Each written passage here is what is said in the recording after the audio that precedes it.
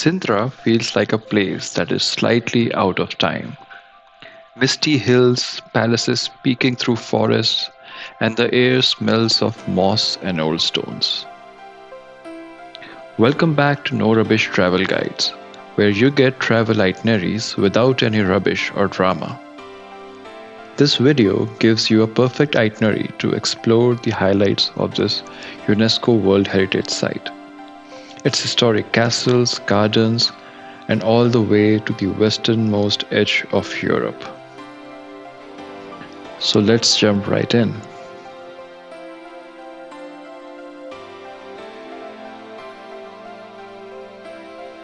Getting to Sintra is easy. From Lisbon's Rossio station, direct trains run every 20 minutes and take about 40 minutes to reach Sintra. No reservations required. If you are driving like me, the roads are top-notch and wind through beautiful Portuguese countryside. Just remember, parking in Sintra is a bit tricky. The parkings in the historic center are limited, so either arrive early or use designated car parks just little outside the town. If you have booked a hotel in Sintra, make sure they have parking space for you. Sintra's town center is best enjoyed on foot. Dominating the skyline is the Palacio Nacional de Sintra, which can easily be recognized by its two giant white chimneys. This was the royal residence for over 500 years. From the palace, you can stroll through almost the whole town center of Sintra in 15 to 20 minutes, with a beautiful backdrop of misty mountains, colorful buildings, and hidden palaces far out. This is a great spot to pause, grab a coffee, and take in the rhythm of the town before heading uphill. A must-visit is Casa Piriquita. Founded in 1862, is Sintra's most famous bakery. This is the place to try travessarios, which are flaky pillow-shaped pastries filled with almond cream, or the classic quejadas de Sintra. A 15-minute walk from the town center takes you to Quinta da Regaleira.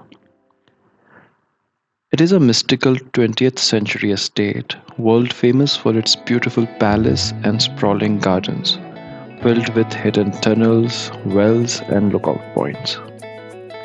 If possible, buy tickets online beforehand. Queues here can get long by mid-morning. Entry for one person is €15 in 2026. The gardens here are a maze of hidden tunnels, grottos, and surprising viewpoints, and they are designed to be explored slowly.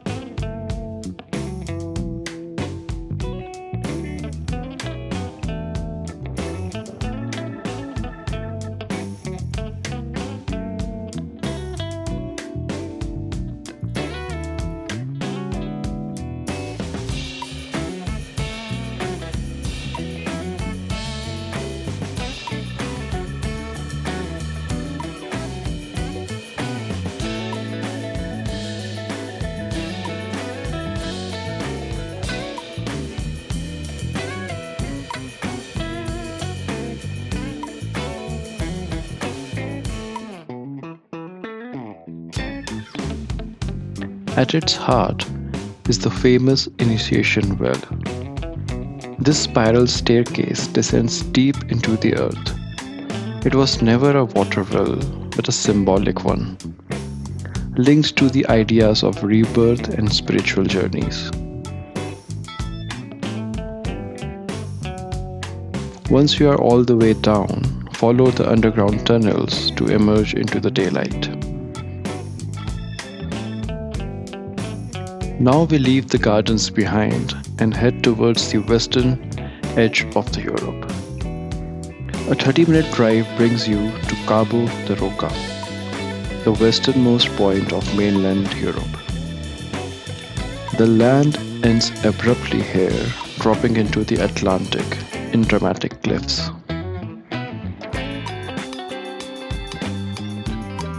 Stand still, let the wind do its thing, and take in the view. For centuries, this was quite literally the end of the known world. Sunset here is especially powerful, as the sky fades and the ocean stretches endlessly ahead.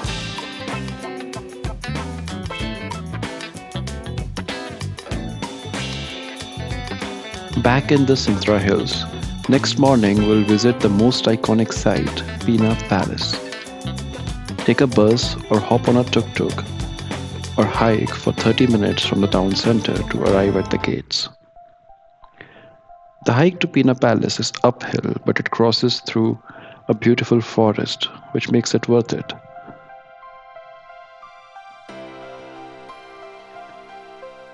Book a time ticket for the palace interior or just the entrance to the gardens. Ideally, book it online beforehand. Once you enter the Pena Gardens, take your time to explore the gardens. They are vast, peaceful, and filled with many viewpoints.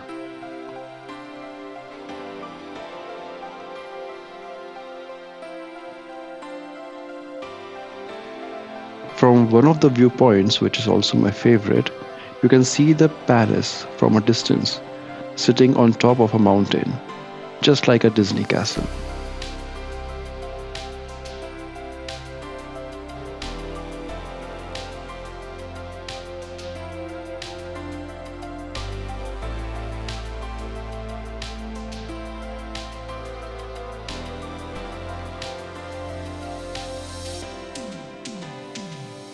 Now it's time to head inside the castle. Built in the 19th century, Pena Palace is a joyful mix of colors, styles, and romantic imagination.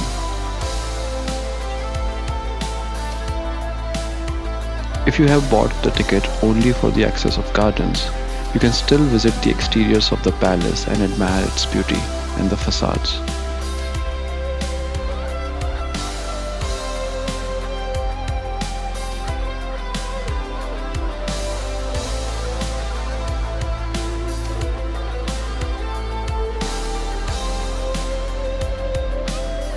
If you still have energy after visiting the palace, walk to the nearby Chalet of Countess of Edla, a quieter, beautiful, restored Alpine-style retreat that feels personal and human compared to the grandeur of the big palace. The interiors of this chalet are interesting and beautiful, and worth a visit definitely.